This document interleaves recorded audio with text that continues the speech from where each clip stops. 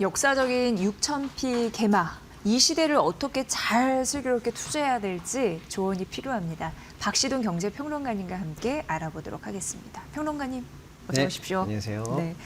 5천 간지 얼마 안 돼서 6천. 네. 이제 예전에 굉장히 얼떨떨했거든요. 그런가 보다 이제. 근데 뭐 추가적으로 악재 없다고 하니까 더 오를 것 같다는 또 분위기도 되게 세고. 네. 와, 정말 이게 한국 증시가 맞나 이런 생각입니다. 네. 더 그런 걸 실감하시죠? 그렇죠. 네. 일단 5천까지 갈 때도 상당히 길었습니다만은 5천에서 6천 오는 기간은 더 빨랐습니다. 네. 지금 34일 만에 돌파를 했거든요. 사실상 한 달 만에 1000포인트가 올라간다는 거는 사실 상상하기 어려울 정도로 하루에 정말 현기증 100% 날 정도로 드라마틱한 상승세를 보였다 네, 이렇게 말씀드릴 네. 수가 있겠고요. 특히 이제 시총이 이제 5천조를 넘는 시대를 맞이했고요. 오늘 또 이제 다시 6,200을 터치하면서 계속적으로 지금 상승하고 있는데요. 제가 볼 때는 뭐 상승에 관한 뭐 여러 가지 이제 모멘텀을 우리가 분석할 수 있습니다만 네. 일단 그 나중에 말씀드리더라도 결론적으로는 사실 이제 우리가 증시를 바라볼 때 예를 들어서 보통 뭐 지수가 특정 목표 지수에 도달할지 또는 어떤 개별 종목 같은 경우에 뭐 그 단위가 바뀌는 단위 있지 않습니까? 뭐 100만 원을 간다. 삼성 같은 경우는 뭐 20만 원을 간다. 이렇게 가시권에 잡히는 목표 타겟이 있으면 사실상 시장이 밀어내는 이 심리나 추동력으로 보통 도달을 합니다. 근데 이제 도달하고 나면은 보통들이 이제 조정이나 횡보 또는 일부 이제 빠지는 경향을 많이 보이긴 하죠. 왜냐하면 그 정도까지 쭉 밀어 올라가는 추동력을 확보하는 과정에서 사실상 뗄감으로 남아있는 호재들을 다 써버리는 경우가 많아요. 네. 땡겨 쓰고 끌어 쓰고 다 땡겨 쓰는 경우가 많습니다. 그러니까 이제 목표 지점을 도달하고 나면 더 이상 추동력으로 쓸 만한 뗄감이 없어지는 경우가 많죠. 그래서 새로운 모멘텀이 확보될 때까지 일단 조정이나 횡보 뭐를 겪는 게 기본인데요. 지금 코스피 장세는 그런 과거의 흐름이라든지 일반적으로 그래 보았던 관행적인 모습과는 다를 수 있다는 게 왜냐하면 지금 5천이나 또 6천이나 6,200까지 오는 동안에 썼던 그 수많은 소재들이 네. 여전히 생명력을 유지하고 있다는 측면에서 고갈된 게 없어요. 그런 측면에서 지금은 오히려 더 큰, 더 높은 곳을 가기 위한 과정 중에 하나로 숫자가 바뀐 거지. 이게 정상이기 때문에 이제 내려갈 일, 이제 골짜기를 지나서 내려갈 일이 남았다. 이렇게 볼 상황은 전혀 아니다. 일단 네. 이렇게 좀 크게 총평하고 싶습니다. 네. 이렇게 올라가는 장에서 주식을 잘하는 사람들은 정말 인생에 큰 무기를 갖고 있는 거구나라는 걸 다시고 요즘에 좀 실감하고 있는 그런 상황입니다. 이제 주식 이런 부분이 우리 자산을 또 불리는 정말 건전한 수단이 되기 위해서 정부도 좀 노력하고 있으니까 좀 신뢰 있는 장이 됐으면 좋겠고요. 삼성전자가 오늘 5%나 뛰고 네. 있는 상황이고 SK하이닉스 100만 원 넘어갔고요. 예. 뭐 그러면서 또 계속적으로 기록을 쓰고 있는데 맥쿼리에서 해외 채권사에서 며칠 전에 분석 내놨잖아요. 네. 근데 삼성전자 34만 원, 하이닉스 170만 원 이렇게 주가를 제시했어요. 네. 34만 원이면 지금보다 13만 원 더 오른다는 그렇죠. 건데요. 어마어마한 겁니다. 예, 예. 예. 근데 이제 그 이틀 전에 사실은 SK증권이죠. 국내 증권사에서 삼성전자 30만 원, 하이닉스 160만 원의 전망치를 내놓긴 했습니다. 그것도 사실은 뭐 어마어마한 수치인데요. 네. 바로 이어서 이제 맥쿼리가 더 높여서 34만 원 삼성전자 그리고 하이닉스 170만 원 전망을 내놨습니다. 뭐 사실은 뭐 깜짝 놀라고 입이 뭐 턱이 안 다물어질 정도의 수치긴 합니다. 지금 삼성이 20만 원인데 어저께요. 34만 원이면요. 뭐 몇 배입니까 사실상 하이닉스 마찬가지고 네. 그래서 이제 그 사실은 좀 꼼꼼히 볼 필요가 있는 보고서. 인 것 같아요. 그래서 어떤 로직인가 우리가 어느 정도까지 참고해야 되는가를 좀 볼 필요가 있는데요. 일단은 삼성전자의 올해 영업이익 전망치를 기존에 172조로 일단 맥쿼리 자체 보고서로 예상을 했어요. 그런데 지금 300조로 올렸습니다. 네. 거의 뭐 2배 가까운 수치죠. 네. 예, 그리고 내년에는 476조로 전망을 합니다. 하이닉스 같은 경우에도 올해 272조로 전망을 해요. 내년에는 447조를 전망합니다. 같아져요. 어마어마한 상황입니다. 올해 우리나라 그러니까 2025년 말 기준으로 우리나라 상장사 전체 영업이익이 270조 언저리입니다. 네, 네. 그런데 지금 이 두 회사가 올해 합치면 572조 단위의 지금 현재 영업이익을 보여낸다고 하는 거니까요. 정말 천문학적인 수준으로 영업이익이 나올 수 있다는 전망이에요. 이게 삼성전자의 30만 원, 하이닉스의 170만 원을 설명하는 로직인데요. 그럼 한 발 더 들어가 보면 이 영업이익이 그럼 가능한 기본적인 또 하나의 근거는 뭐냐라고 봤을 때 삼성전자의 올해 D램 평균 판매 단가가 전년 대비 203%를 위로 전망했어요. 무려 200%입니다. 낸드 역시 232%를 위로 전망을 했습니다. 이게 제가 볼 때는 논리의 핵심이에요.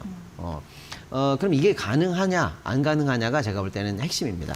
이게 가능하다면 영업이익 전망이 가능한 거고 그 영업이익 전망이 가능하다면 영업이익을 기반으로 한 삼성전자 현재 주가나 이런 걸 PL 고려를 봤을 때는 싸다는 거예요. 네. 그러니까 추가적으로 적정가를 올려도 문제가 없다라는 거예요.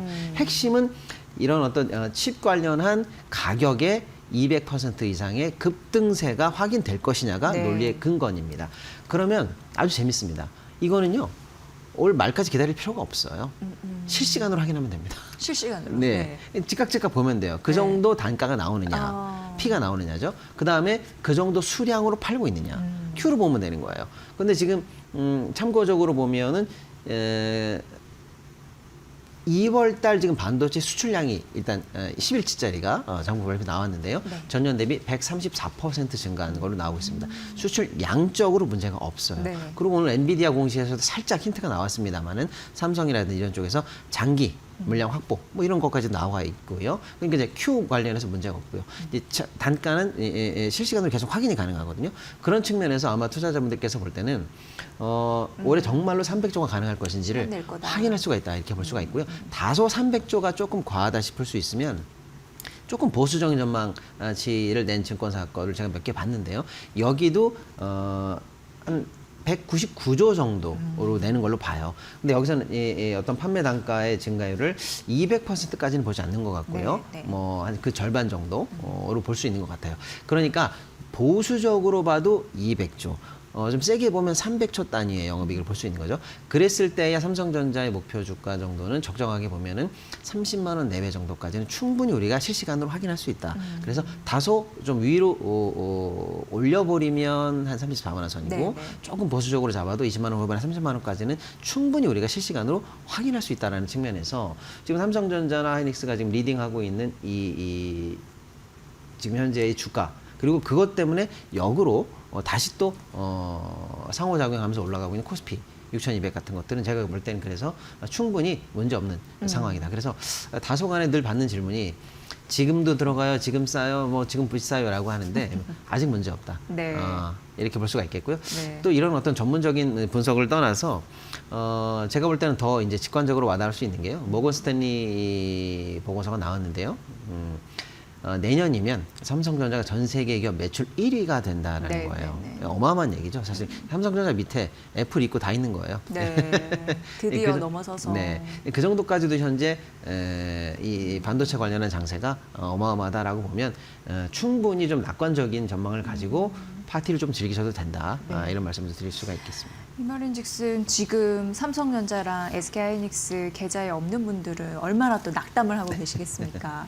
근데 어찌됐건 지금도 기회일 수 있다고 하는 거 그런 걸 이제는 좀 듣는 그런 자세도 필요하다라고 또 전문가분들이 또 얘기하기 때문에 그렇죠. 삼성전자의 저점이 불과 이제 1년 전쯤인가요? 뭐 예를 들어 저점이 뭐 5만 원 초반대, 뭐 4만 9천 원까지 찍은 적이 있으니까요.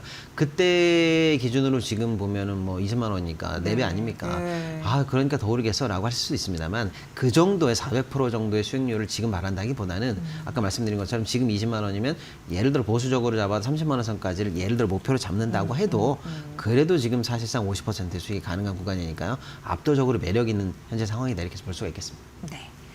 그리고 우리 이제 코스피 6천 가는데도 이익을 담당했던 현대차 그룹 이번 주에도 급등하는 흐름들이 있었고 네. 여러 가지 증권사 리포트를 보면 외국계 증권사 리포트도 보고 현대차보다 또 기아가 더 좋습니다 이렇게 얘기하는 분도 많았었는데 또 기아가 뭐 두 자릿수 급등세 보여주기도 했습니다. 게다가 뭐 새만금 투자 소식도 더해지면서 현대차 그룹주 로봇이라는 피지컬 AI 시대 완전히 좀 변모가 됐습니다. 어떻게 보세요? 네. 현대를 좀 맥락 있게 좀 말씀드려 본다면 기존의 현대가 뭐 차를 잘 못 만든다든지 뭐 글로벌리한 이 지구 경영을 잘 못한다든지 그런 건 아니었어요. 내연기관도 잘하고 전기차도 잘하고 전기차 약간 캐즘이 있을 때 하이브리드도 잘 만들고 네. 뭐 미국에서 관세 관련해서 조금 안 좋은 뉴스가 있으면 유럽이나 남미나 인도 시장에서 또 만회하는 등 뭐 참 변모된 경영 환경 속에서도 잘 해왔습니다. 네네. 근데 왜 현대의 주가가 그동안은 좀 지지부진했었냐면 차 말고 바뀐 시대의 새로운 청사진을 보여내달라라는 게 사실은 이제 투자자들의 요구 아니겠습니까? 그런데 이번 올 초에 CES를 통해서 완전히 그런 갈증을 해소했죠. 뭐 이제 로봇 관련해서 확실한 모멘텀을 보여줬거든요. 네. 그래서 사실은 연초에 뭐 기업을 토하면서 상승률을 보여냈습니다만 최근에 약간 이제 조정을 좀 겪었죠. 그런데 이제 다시금 그 모멘텀을 살려내는 지금 동력을 보여주고 있어요. 근데 제가 볼 때는 그동안 현대가 주춤하면서 미래 청사진을 잘 안 공개했을 뿐이지 지금 막상 전문적으로 검토하고 나서 보니까 굉장한 깊이와 함께 아주 다층적으로 준비가 됐다는 게 확인이 돼요. 예를 들어서 로봇 같은 경우에도 모베드 바퀴 되게 달린 거 있지 않습니까? 네, 네. 그게 이번에 사장 CES에서 사실 최우 수상을 받았어요. 네. 놀랍더라고요. 예. 영상 보니까. 그리고 아틀라스는 뭐 확실하게 주인공 역할을 했죠. 그런데 문제는 뭐냐면 이 두 로봇이 사실상 뭐 중국이나 미국의 로봇과 다른 게 뭐냐면 가장 현장에 빨리 투입될 수 있는 타임테이블을 보여내는 로봇 모델이에요. 그렇죠. 예, 그러니까 이제 뭐 2028년에 뭐 시운전, 30년에 글로벌리한 양산 등등등 관련해서 타임테이블이 나와 있는 모델이 흔치 않아요. 그런 측면에서 즉각적으로 사실은 투자자 입장에서는 곧 수익화가 잡힐 수 있겠다라는 측면에서 먼 얘기가 아니에요. 그러니까 청사진 때문에 1월 초에 환호했는데 지금 다시 생각해 보니까 청사진 플러스 이거는 이제 곧 실용화나 매출로도 곧 이어질 수 있는 가시적으로 잡힐 수 있는 모델이다라는 측면에서 관심이 좀 높아지는 중이고요.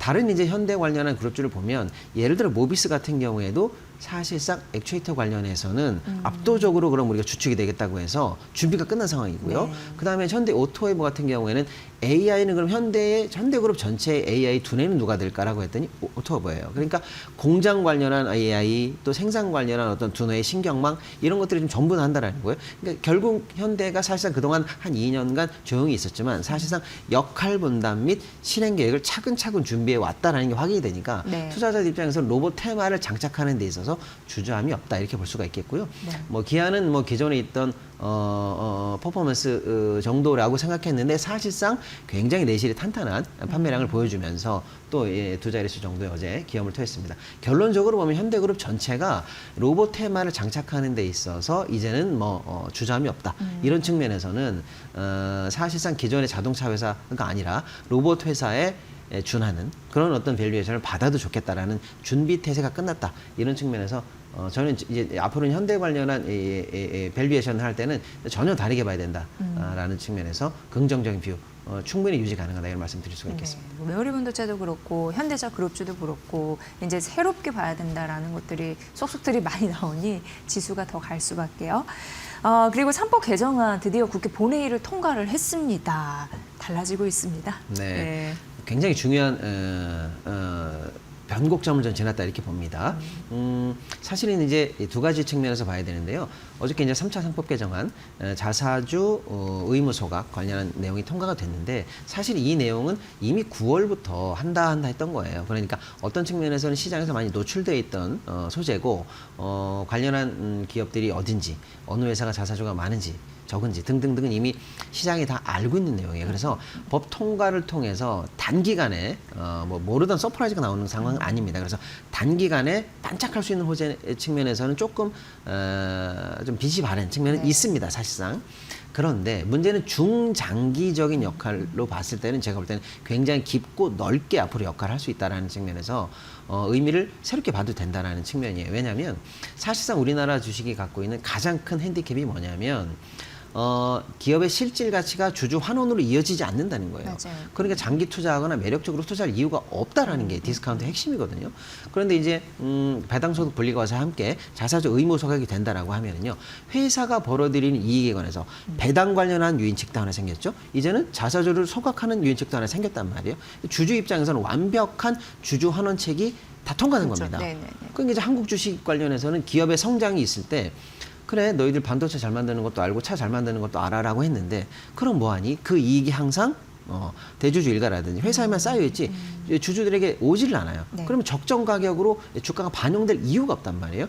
근데 이제는 배당소득 권리와 함께 자사유무소가 이게 법적으로 완성이 됐다라는 거는 앞으로 장기 투자해야 될 많은 분들 또는 이제 글로벌리한 투자자들 입장에서 봤을 때 한국 주식에 대해서 단순히 주가가 오르내리고 나는 플러스 마이너스 수익 더하기 이제 배당이나 환원을 통한 환원 그러니까 자사주 소각을 통한 환원까지도 밸류에이션이 얹어도 된다는 측면에서는 앞으로 이제 6,000P에서 우리가 마무리할 게 아니지 않습니까? 그 이상으로 한국 주식 시장을 볼 때 반드시 갖춰줘야 될 어떤 하나의 뭐랄까 퍼즐이 완성됐다라는 측면에서는 앞으로 이제 중장기적으로 보면 더 넓고 깊은 효과가 분명히 나타날 것이다라고 보고요.